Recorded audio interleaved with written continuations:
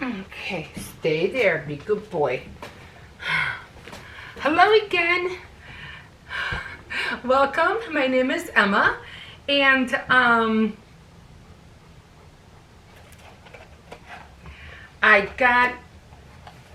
found another sampler box of the tea, and it's very hard to find these, especially when I go to the store. They usually don't have these, let alone the one and the only that I really want to get, like a whole box. And the one I always get, or the one that I really enjoy, is the True Blueberry, but it always comes in the sampler. It never comes by itself. And I was like, why don't they have it, by themselves? But hey, I'm just glad that I was able to get that. So I hope everybody's doing okay. Take time in your life just to relax and just try to meditate on the good things that's happening in your daily lives. I know a lot of people go through a lot of anxieties and a lot of stress, but when you just try to slow down a little bit and just take 15 minutes or maybe 20 or even an hour, it's up to you, and just get a book, get some paper, pens, coloring something, get yourself a nice cup of tea. You could doodle, you can write a letter to somebody, and just take that time, or just write down your thoughts on whatever you feel like, what's going on in your life, or goals, or what things you wish you can change, all those kind of things. You could write them down. Then that's what I like about journals, because journals, you can write down things, and then later on, or as years pass, or months or whatever, you can go back and say, oh wow, I remember writing this, or oh wow, I remember going through this. And and then you look and you say, well, look where I'm at now. Thank God I'm in a better place. And hopefully that's what it will be. Okay, so I do have my True Blueberry. And what I like about this one is not so much the flavor, but it's the color. Look at that color. I mean, even when I put it inside the hot water, it literally turns blue. Like, it's really blue. And, uh-oh, I got this cup stuck. So, I gotta taste this, guys, because this, I live for this flavor.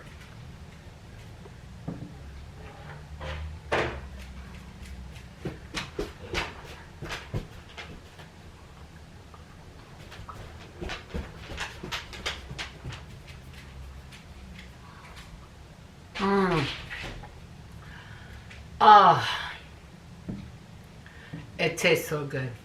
And one thing having, especially these kind of teas, when you kind of look at it, you kind of like, it's like drinking your first sip of coffee in the morning. You wake up, you go to the coffee maker, you make your cup of coffee, and something you just can't wait to take that first sip. You don't even go anywhere. You just stand there by the coffee maker and take that first sip. And it's just like, blissfulness. And then you go to wherever you were gonna go take your coffee or whatever. And that's how I feel like when I do drink tea, especially when I'm sitting down. Not so much when I'm walking, but when I have everything in place, sitting down.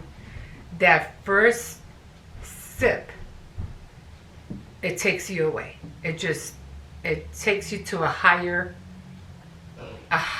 level. Believe it or not, there's a lot of things that take you to a higher level, which I'll mention in a bit. But I bought these, and I got them. Look how they look. They're in shape of little hearts. Little hearts. And I was like, oh, I gotta try those. I saw those and I was like, right away I had to pick them up. Now they're called cherry hearts. Now I like the taste of cherry, I really do. If they would have been blueberry, That would have been even more awesome. But, yeah, these are cherry. And even like cherry, what's that called? Like cherry pie. I really enjoyed cherry pie. Cherry pie is so, so good.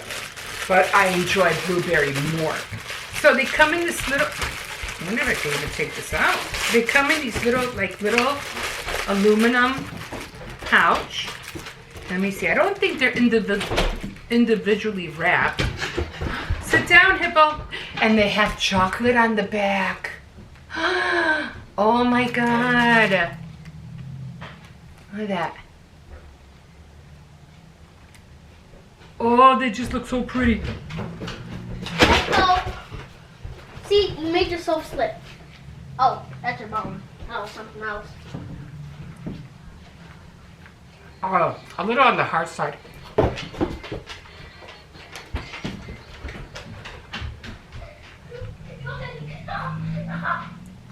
I mean, they're okay.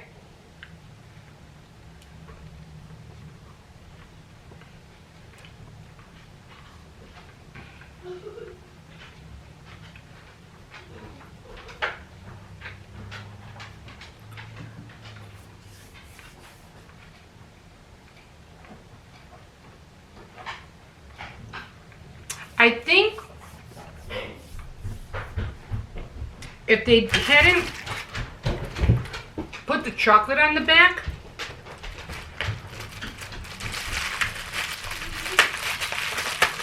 I think I would have been able to taste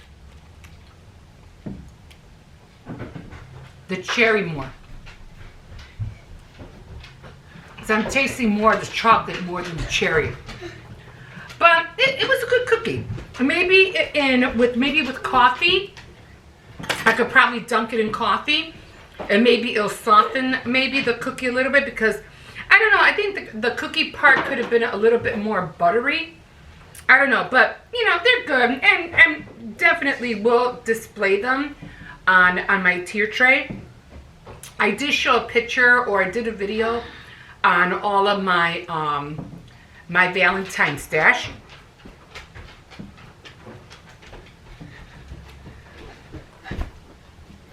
It's Reese's. I got your bone. And after I had done that, I had realized that I had this one little dish, and it was in shape of lips. And after I had gone through everything, I realized, I said, wait a minute, where are my lips? And I'm like, I don't remember seeing my lips in there. And I had taken everything out of the box, at least that's what I thought. So then, Hippo, settle down, hon. I told you to settle down, please. And I said, oh, I know what happened. I think it was because I had put everything away, and I had forgotten, and I saw the dish, and I said, oh, shoot, I forgot to put this away. I forgot to add it with the rest of the stuff. And I thought I had put it up here. So I looked because I have a basket up there, and I looked up there, and it wasn't in there, and I said, oh, shoot, what happened? What did I do with it? I remember not wanting, you know, to lose it, so I said, I didn't put it in the box, I'm going to put it somewhere where I can remember, and you know how that goes. Every time you do something like that, and then when you try to look for it, it's like you don't remember where it was, or you don't remember where you put it. So there goes that out the window. I mean, sometimes you're going to have to write things down, you know. And leave him alone now. He's fine. Get down. Sit down. Here. Sit down. Sit down. Here. Come on. Sit down. Come on. Get your bone. Good. Sit down. Come on. Get your bone. And he's such a big boy. Sit down. Good boy. Leave him alone. And but I said, you know what? I couldn't find it anywhere. I hope I didn't lose it. So I said, you know, I'm gonna get the box. I'm gonna empty everything out again. And lo and behold, it was there. It was all the way on the bottom. I'm like, oh, because what I do with that dish is that I put my keys on there. Because I have my little clear cylinder dish, and I put my keys in there because my keys always have to be somewhere where I can see them. And when you keep yourself organized, that's the best thing to do, because then you won't go at the last minute wondering, oh, where are my keys? Well, where's my pen? Where are my glasses? Or whatever it is that you're looking for, or a certain pair of earrings. If you put them somewhere in one place all the time, you'll know they will always be there. Okay, so that's what I do with those little dishes. Every time I get a dish, I put my keys in there. So they're actually called my key dishes, my key dish. So I was really, really happy to see it. I was so happy that it was there. Okay, so let me go on about these books. Oh my God, time is flying by already. And I don't want to keep you guys waiting. When it came to taking the mafia romance, it blew me away, because she was evidently with Dario, and he had finally, taken her back to his apartment, which was kind of like a building.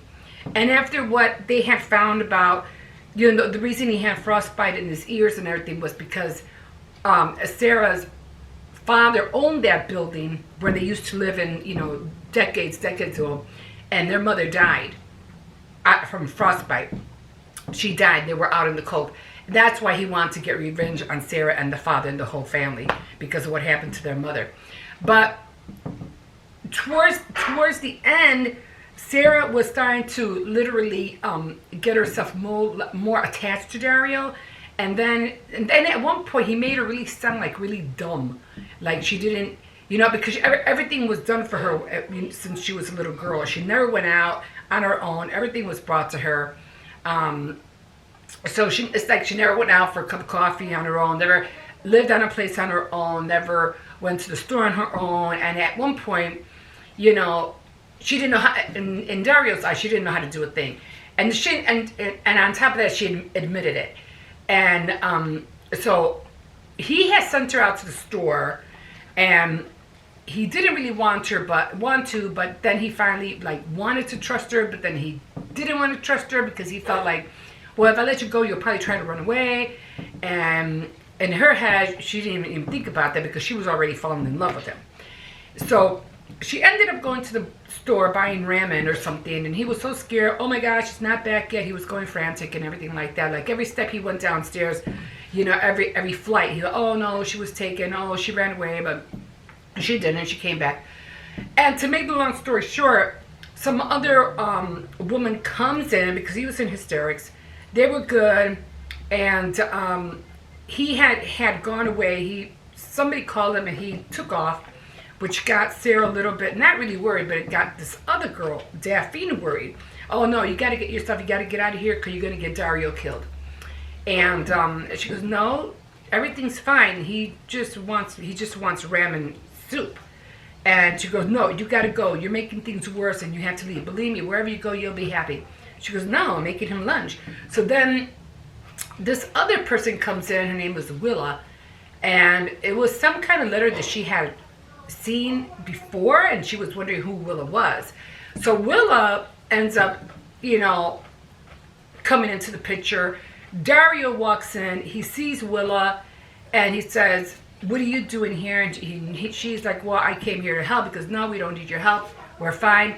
And he goes, and she said babe to him, and he said, don't effing call me that. And she goes, well, that's a strange way to talk to your wife. So then Sarah was like, what are you talking about? I'm your wife. And then so they're all three standing there. Daphne's like, oh God, what a triangle we got ourselves into now.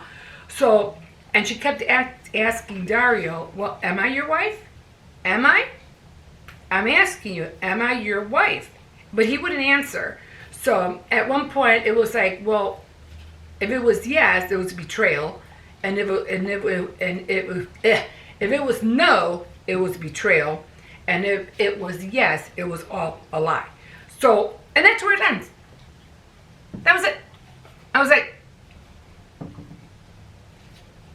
what happened to the father? What happened to her mother? Like, and like it just left you hanging. And I was like,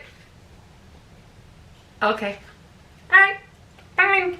And then she has another series of books on top of that. And I was like, no, I'm not going to read those. I couldn't even understand this one, let alone read other ones of hers. Okay, so the stylist. And that's where it ended. So the stylist, when it comes to Amber Green, Rob, and Mona, Bo, and Trey were supposed to get married. Ends up happening. They did end up going to Hawaii because that's where Trey and Bo were going to get married. And they flew out there and everything. Rob ended up being out there. Vicky too, her best friend. And they were getting ready for the wedding and everything like that. And they had this little piggy. Remember I was talking about this little piggy as a pet. The little piggy had a little note on his neck. And it so happened that Jason Slater was an actor or something like that. And he was in love with Bo, and Bo was in love with him, but she was cheating on Trey. And so Trey finds out at the last minute, so calls the wedding off. And then Trey finally finds out who Amber Green really is. She wasn't Andy. She wasn't some kind of attorney that she had pretended to be. And she goes, no, I kind of like knew all along you weren't that person. She goes, yeah, I'm sorry, but Bo made me lie about it, and I really felt bad ever since. So Amber tries to save the day by, letting Trey know that this girl's cheating on you. She's ready to elope and everything like that. Trey finds out, goes to Jason Slater, and, punches him out. There's blood everywhere. Blood on his face, blood on Bo's dress and everything. And so what happens was that everything gets canceled. The wedding, everything is off. So 5 months later, everybody's back, to their normal. She's working at Selfridges as a window dresser. And so then while she's doing a window dressing, Rob comes by with the little piggy, and she's surprised to see the little piggy because she's like, what's going on? What's going on with the little piggy? Rob had the little piggy. He kind of like inherited it some way, somehow, or adopted it or something like that. So it ends up happening that Rob it was a false alarm. She wasn't pregnant. And he decided, he didn't want to get married with her anyway, and he was really happy about it. So at the end, he just admitted to Amber that, I guess confusing, that Amber was the best thing that ever happened to him. And, the first time he saw her, he always wanted to, kiss her from the first day and so forth. So they didn't get married. I thought that something was going to happen. They were going to end up getting married instead of Trey and Bo, but they didn't. And so that's where the story ends. She ends up at Selfridges as a window dresser. Rob's fiance, it was a false alarm, and there was no baby. I guess that's why the reason why he was going to marry her. And then Mona just continued being with Bo and just continued doing her crazy stunts and everything like that. Which Sarah never did end up being the new stylist, which I thought she was going to take the place of Mona, which didn't happen.